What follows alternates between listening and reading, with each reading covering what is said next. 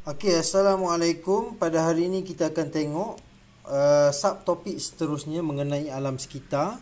Saya harap kamu tolonglah tengok nota-nota yang telah pun saya berikan sebelum ini. Sebab apa? Sebab tanpa kamu melihat nota-nota sebelum ini, kamu tidak akan memahami nota yang sedang diberikan ini. Okey, jadi bila mana sudah pun berlaku pencemaran, kan? Macam mana kita nak tahu tahap dia? Tahap pencemaran itu. Okey, bagi tajuk balik kali ini kita akan baca, kita akan tengok mengenai tahap pencemaran air daripada sisa domestik. Sisa domestik sini maksudnya daripada kawasan-kawasan perumahan, kawasan-kawasan biasanya kawasan-kawasan perumahan lah, yang mana melepaskan air yang sudah pun kotor ya. Okey, indeks pencemaran udara IPU merupakan parameter pencemaran udara yang diukur untuk menentukan tahap pencemaran udara, manakala biochemical oxygen demand iaitu BOD pula merupakan parameter pencemaran air yang diukur untuk menentukan tahap pencemaran air. Jadi di sini dia ada dua benda yang nak beritahu kepada kamu. Kalau pencemaran udara kita akan pakai IPU, indeks pencemaran udara. Kalau air pula kita akan pakai BOD, iaitu biochemical oxygen demand. Okey, eutrofikasi ialah respon ekosistem terhadap penambahan ion fosfat dan ion nitrat daripada deterjen, baja dan sampah ke dalam satu ekosistem akuatik. Pertumbuhan alga yang pesat dalam air yang mengandungi bekalan ion nitrat yang berlebihan adalah satu contoh eutrofikasi. Jadi eutrofikasi ni ia berlaku sebab apa? Sebab banyaknya ion fosfat dan ion nitrat. Kan kalau kamu belajar dalam nitrogen sebelum ni, apa kegunaan ion nitrat? Ion nitrat ni dia adalah kegunaan untuk tumbuhan. Tumbuhan akan ambil dia dan jadikan dia sebagai sumber protein untuk pertumbuhan pokok. Okey. Jadi kalau banyak sangat ion nitrat, jadi apa akan jadi? Alga akan hidup dengan suburnya di dalam tasik ni. Jadi bila mana kamu tengok satu tasik itu dia terlalu banyak alga yang hidup, sebab apa? Sebab terlalu banyaknya ion nitrat dilepaskan. Jadi ion nitrat ni dapat daripada mana? Sebenarnya daripada ni, deterjen, sabun. Dalam deterjen yang biasanya pencuci lah, kan? Daripada rumah tu yang pakai tu, dia lepaskan ke tasik, menyebabkan banyaknya ion nitrat. Ion nitrat ni macam baja lah kepada alga tu. Okey. Kemudian pertumbuhan alga yang pesat, kan? Menyebabkan apa? Menyebabkan alga ni akan jadi banyak. Jadi itu kita panggil, proses ni kita panggil eutrofikasi. Okay, kesan negatif eutrofikasi termasuklah pengurangan kandungan oksigen dalam air yang boleh menyebabkan kematian haiwan dan tumbuhan akuatik. Okey, bila mana terlalu banyak alga ni tumbuh di permukaan kolam, menyebabkan oksigen tak boleh menyerap masuk dalam air. Bila mana oksigen tak ada dalam air, apa je pada ikan-ikan? Ikan akan mati. Kamu tengok dalam gambar ni, ikan ni mati. Sebab apa? Sebab proses eutrofikasi menyebabkan alga ni telah menutup keseluruhan tasik, menyebabkan oksigen tidak boleh menyerap masuk ke dalam air ni. Jadi haiwan tidak mempunyai bekalan oksigen, yang akhirnya menyebabkan kematian kepada haiwan-haiwan di dalam air. Jadi di sini kita dapat tengok bahawa untuk mengukur pencemaran air ni, kita akan tengok BOD, iaitu biochemical oxygen demand. Kalau udara, kita akan pakai IPU. Di situ yang kamu nak kena faham. Okey, jadi kita pergi lebih lanjut mengenai BOD tu apa dia. BOD tu adalah biochemical oxygen demand. Dalam bahasa Inggeris biochemical oxygen demand. ialah jumlah oksigen terlarut yang diperlukan oleh mikroorganisma seperti bakteria untuk menguraikan bahan organik di dalam sesuatu sumber air. Maksudnya kita nak kira, kan? Nak kira berapa jumlah oksigen yang ada dalam sesuatu air tu. Jadi kita biasanya akan ambil air tu, kan? Ambil air sungai ke, air yang sungai tercemar tu ke, kita akan ambil dia, kan? Kita masukkan dalam botol. Masukkan dalam botol, kan? Ambil air, masukkan dalam botol ni. Kemudian kita akan hantar kepada makmal lah. Okey, jadi air ni akan diukur berapa banyak jumlah oksigen yang ada dalam air ni, kan? Okey, dia punya logik dia macam ni. Kalau dalam air ni banyak mikroorganisma. Maksudnya apa?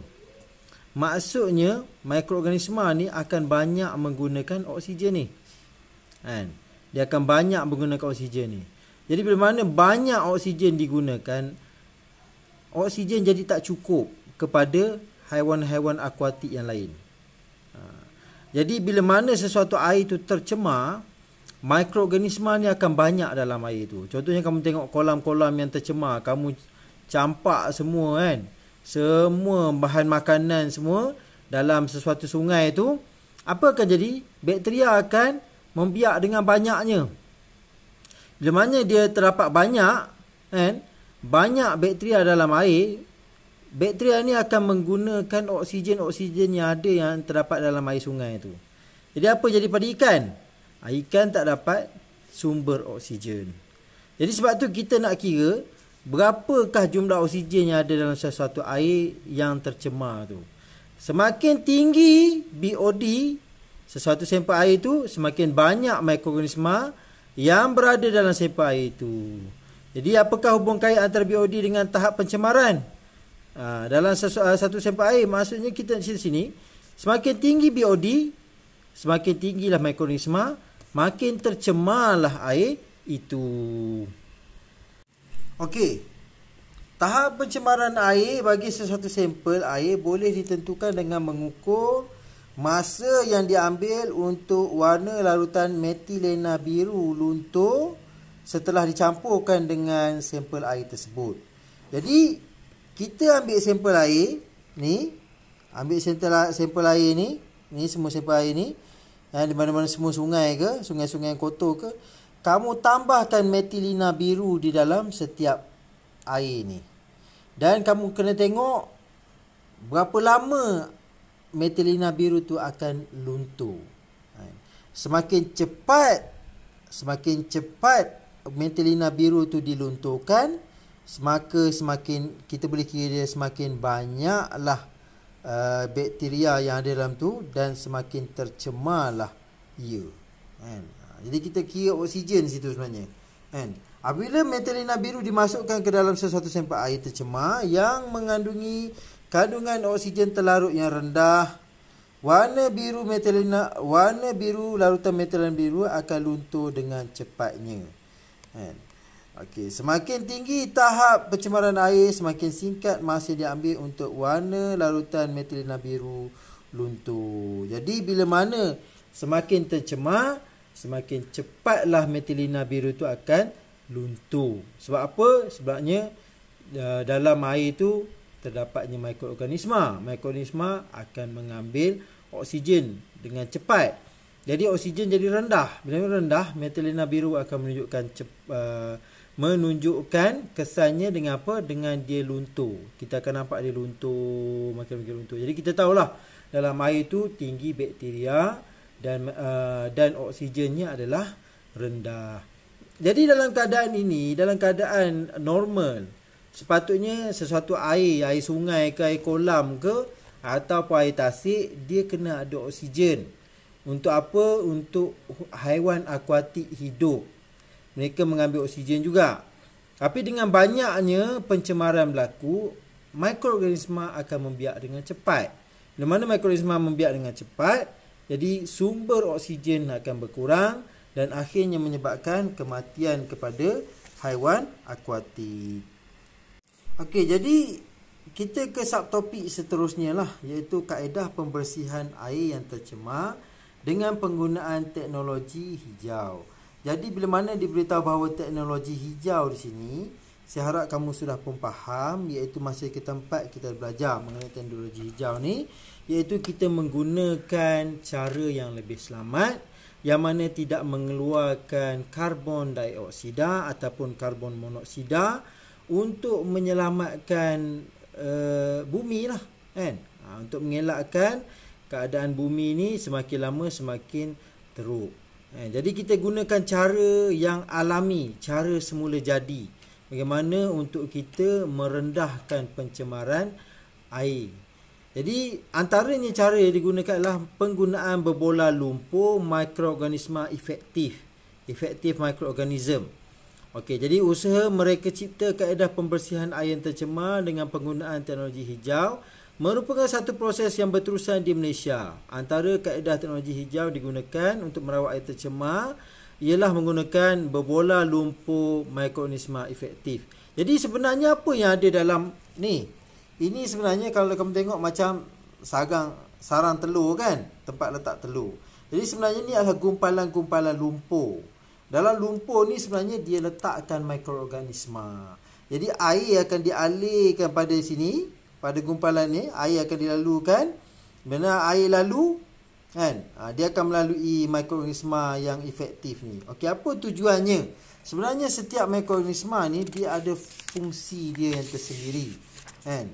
Walaupun ada mikroorganisma yang menyebabkan penyakit, ada juga mikroorganisma yang kamu boleh gunakan, yang mana dia boleh memberi manfaat.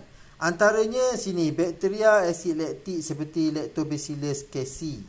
Dia digunakan untuk apa? Untuk merawat sisa kumbahan, menyingkirkan bau busuk air, merencatkan pertumbuhan mikroorganisma berbahaya dan memudahkan perebutan bahan organik. Jadi sebenarnya bila mana air dialirkan kepada air tu, kita alirkan kepada ni, kepada efektif mikroorganisma ni, apa jadi? Air tu akan jadi lebih bersih. Sebab apa? Mikroorganisma yang terdapat dalam air yang kotor tu akan direncatkan pertumbuhan dia. Bahkan apa-apa sahaja bahan perebutan yang masuk ke sini akan dimudahkan reput. Dia akan mereput dengan lebih cepat. Sebab apa? Sebab kita letakkan bakteria asid laktik tu. Okey, bakteria lain pula, kamu tengok sini, bakteria fotosintetik. Seperti Pseudomonas palustris. Jadi bila mana bakteria tu dia bersifat fotosintetik, maksudnya dia tidak menggunakan oksigen. Dia menggunakan karbon dioksida. Jadi untuk dia gunakan karbon dioksida untuk dihasilkan dia punya glukosa dia sendiri. Jadi bila mana sesuatu bakteria tu dia menjalankan fotosintesis, dia akan mengeluarkan oksigen. Dia guna karbon dioksida, dia keluarkan oksigen. Jadi bila mana dia buat macam tu, oksigen akan ada lebih banyak lah di mana? Di dalam air. Okey, bakteria fotosintetik menggunakan bahan organik untuk mensintesis bahan yang berguna seperti asid amino dan gula untuk pemakanan haiwan dan tumbuhan akuatik. Jadi bukan itu sahaja, kamu tengok. Jadi ada kalau bahan-bahan organik yang tak mereput dalam sesuatu tasik tu. Jadi bakteria ni akan membantu, akan guna bahan mereput tu. Dia akan guna bahan organik tu dan dia akan tukarkan kepada asid amino. Asid amino ni akan kalau ada ikan-ikan yang makan bakteria ni balik, jadi dia akan gunakan asid amino tu sebagai sumber makanan, kan. Jadi di sini kita dapat tengok betapa pentingnya kalau kita menggunakan bakteria ni untuk apa? Untuk membersihkan air. Kan, ada function dia untuk apa? Untuk bunuh bakteria-bakteria jahat, untuk merencatkan pertumbuhan bakteria-bakteria yang menyebabkan pencemaran. Okey, kalau yeast iaitu kulat pula menghasilkan bahan keperluan bagi pertumbuhan tumbuhan hijau. Jadi bakteria ni pun juga ataupun yeast ni dia menyebabkan penghasilan glukosa. Glukosa tu lepas tu dia tukar lagi kepada alkohol. Lepas tu ada lagi bahan sampingan-sampingan lain. Bahan-bahan inilah diperlukan oleh tumbuhan. Okey, jadi EM, kamu tengok ni, ini biasanya sentiasa berlaku kan dulu bila kita dengar EM digunakan pada tumbuhan. Dan macam inilah cara untuk membuat EM. Okey, masukkan tanah dan EM bokashi dalam besen dan gaulkan campuran. Okey, tambah larutan EM. EM tu efektif mikroorganism Jangan pula cakap tak tahu lepas ni. Saya dah beritahu dah maksud di atasnya dalam buku ni. Efektif mikroorganisma. Dan dia akan bulatkan campuran jadi berbola lumpur EM. Masukkan dalam kotak ni. Biarkan dia. Kemudian akan tumbuh putih macam tu. Disaluti fungi putih, barulah boleh digunakan. Okey. Kita pergi ke subtopik seterusnya, iaitu pemeliharaan dan pemuliharaan alam sekitar. Ini adalah topik yang sebenarnya yang sangat hot sekarang ni, yang sangat panas. Sebab apa? Kamu sendiri tengok betapa sekarang ni semakin lama makin panas. Bumi semakin lama semakin panas. Kalau kamu tengok dalam berita-berita, biasa tengok berita ke, tengok bahawa di Kutub Selatan lapisan atmosfera sudah pun terbocor. Dia punya bocor dia tu seluas 27 juta kilometer persegi. Maksudnya luas lah. Sangat luas dah. Dan disebabkan itu kamu dapat tengoklah kesan-kesannya, iaitu panas, iklim berubah, perubahan iklim yang melampau, cuaca kalau panas-panas sangat. Sekarang ni pun sehingga suhu sampai ke 39. Ada satu tempat tu, iaitu tempat mana polis jaga SJR tu terpaksa call bomber. Untuk apa? Untuk sejukkan kawasan tu. Panggil bomber lagi. Sebab apa? Sebab bila mana terlalu panas, kita pun tak boleh bersedia. Kita tak bersedia untuk cuaca yang panas. Okey, berdasarkan Rajah 3.10, jawab soalan-soalan berikut. Apakah yang dapat diperhatikan mengenai kandungan karbon dioksida antara dalam atmosfera dalam tahun 2006 hingga 2009? Kamu tengok, semakin lama makin meningkat, makin lama makin meningkat, makin lama makin meningkat kandungan karbon dioksida. Okey, apakah kesan buruk kandungan karbon dioksida yang tinggi dalam atmosfera? Okey, karbon dioksida ni dia adalah gas rumah hijau. Sebenarnya saya cerita kepada kamu ni, kalau karbon dioksida ada di sekeliling bumi ni, okey, ni bumi, dan dia ada terlalu tebal, apa jadi? Dia akan jadi ibarat dia tak akan benarkan cahaya matahari ni dipantul semula ke angkasa. Apa jadi? Bila mana cahaya ni pergi ke bumi, dipantulkan, kena karbon dioksida di sini, dia akan kena balik ke bumi. Macam ni. Jadi makin lama bumi ni jadi macam oven. Macam oven. Makin lama makin panas, makin lama makin panas. Mengapakah setiap individu perlu memainkan peranan untuk mengurangkan kandungan karbon dioksida dalam atmosfera? Sebab apa? Kita berkongsi bumi ini. Jadi sekiranya setiap individu tidak mahu bekerjasama, apa jadi? Bumi akan semakin panas. Laut semakin banyak air. Jadi banyaklah perubahan-perubahan cuaca akan berlaku. Jadi disebabkan terlalu banyak karbon dioksida di udara, menyebabkan bumi ini menjadi terlalu panas. Sebab apa? Sebab karbon dioksida adalah gas rumah hijau, yang mana menyebabkan bumi ini akan menjadi lebih panas seperti oven. Sebab apa? Sebab cahaya matahari yang mana sinarnya sepatutnya dipantulkan semula ke angkasa. Tapi bila mana adanya karbon dioksida, menyebabkan apa? Bila mana cahaya ni masuk pergi ke bumi, dia pantul semula ke angkasa, tapi bila mana ada karbon dioksida, dia jadi macam dia menahan dan dipantulkan balik ke bumi. Menyebabkan makin lama makin panaslah bumi. Jadi sebab itulah saintis mereka berfikir bagaimana karbon dioksida dapat ditarik semula dan ditukarkan menjadi bahan yang lain. Bahan yang lain yang mana yang lebih menyelamatkan bumi. Contoh yang digunakan adalah teknologi emisi negatif. Okey, merupakan teknologi yang menyingkirkan kandungan karbon dioksida dalam atmosfera. Salah satu cara adalah dengan penggunaan mikroalga.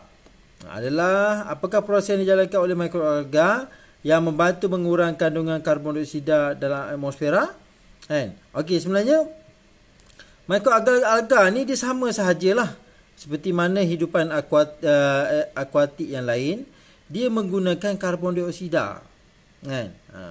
Dia menggunakan karbon dioksida dan menukarkan karbon dioksida ni kepada oksigen. Sebab apa? Sebab dia juga menjalankan proses fotosintesis. Jadi dengan banyaknya kita ternak dia banyak-banyak, dalam satu bekas macam ni, ternak dia banyak-banyak, apa akan jadi? Dia akan menarik karbon dioksida di udara ni, dia akan tarik, dan untuk dia jalankan proses fotosintesis dan dia lepaskan semula gas oksigen. Jadi secara teorinya karbon dioksida yang banyak di udara ni dapat ditarik semula.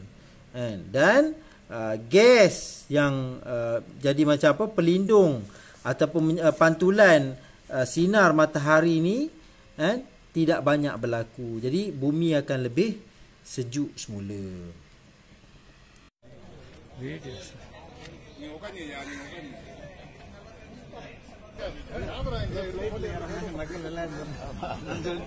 Right sofa மாதிரி எங்களை எடுங்க கையில மேல எடுத்துங்க.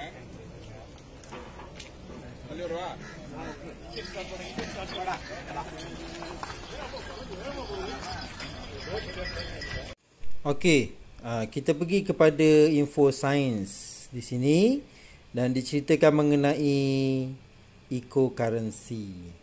Eco-currency ni sejenis mata wang universal lah, yang mana dikenali sebagai eco-currency, yang dicadangkan sebagai medium pertukaran dalam urusan jual beli dan menjadi satu daripada usaha untuk mengekalkan keseimbangan alam sekitar. Jadi bila mana menggunakan eco-currency ni, jadi kita tak gunakan currency yang sekarang ni lah, fiat money ni. Kita tak pakai duit.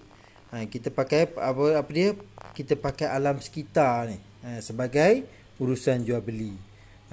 Sebagai satu contoh, eco-currency ni dia tengok dalam satu negara tu berapa banyak hutan lagi dia ada.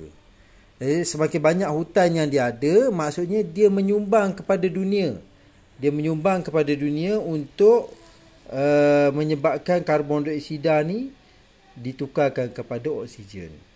Jadi negara tu akan diberikan bantuan, akan diberikan bayaran duit daripada Bank Dunia. Itu salah satu contoh cadangan lah yang mana ada dalam eco-currency ni. Semakin banyak sesebuah negara tu mempertahankan hutannya, semakin banyak hutan tu akan membantu dunia menukarkan karbon dioksida kepada oksigen, menyebabkan dunia semakin sejuk ataupun ditahankan daripada semakin memanas. Jadi Bank Dunia akan membantu negara tersebut dari segi keuangan. Itu antara cadangan dalam eco-currency ni. Okey, kita pergi ke subtopik yang terakhir dalam bab ni, iaitu peranan pertubuhan bangsa-bangsa bersatu untuk menangani isu alam sekitar pada peringkat global. Sudah tentulah kita perlukan PBB lah sebenarnya untuk menyelesaikan masalah di antara negara ni.